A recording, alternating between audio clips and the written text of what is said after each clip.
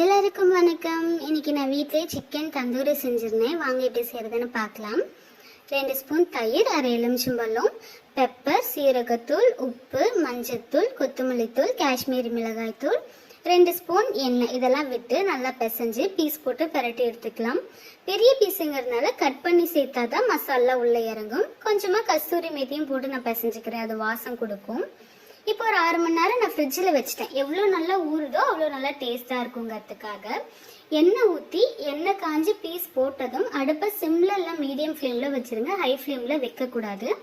Piece போட்டு ஒரு 1 or 2 மினிட்ஸ்லேயே piece எல்லாம் லைட்டாக நகர்த்தி விடணும், இல்லைன்னா அடியில் பிடிச்சிக்கும். இந்த மாதிரி நகர்த்தி விட்டுட்டு 3 மினிட்ஸ் ஒன்ஸ் எல்லா பீஸையும் திருப்பி போட்டுக்கிட்டே இருங்க. எனக்கு ரெடியாக ஒரு 15 to 20 மினிட்ஸ் ஆச்சு. நான் இது ரெடியானோடனே அப்படியே சர்வ் பண்ணிட்டேன். நீங்கள் கறி கட்டு அந்த அடுப்பு கறி இருக்கு இல்லையா, அதை வச்சு நீங்கள் பண்ணுறதுனாலும் பண்ணலாம். அது இல்லாமலே இது ரொம்ப சூப்பராக இருந்துச்சு.